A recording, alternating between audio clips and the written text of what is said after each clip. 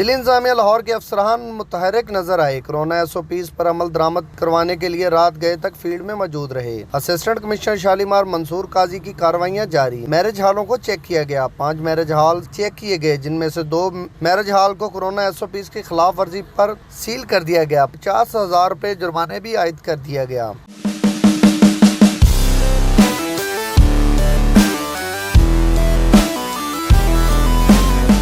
Inspection Lahore grand marquee canal road, Mian Hamid palace Harbanspura मोड़, mayor palace Fatehgarh canal road, paradise marriage नज़ हरबंसपुरा मोड़ interchange और Asia palace main canal road को check किया गया। सील किए जाने वाले पैराडाइज मैरिज हॉल नज़ हरबंसपुरा मोड़ इंटरचेंज और Asia palace main canal road को सील कर दिया गया। DC लाहौर मुदस्सर रियाज की हदायत पर मैरिज हॉल को चेक किया गया और कोरोना SOPs पर अमल दरामद का जायजा लिया गया।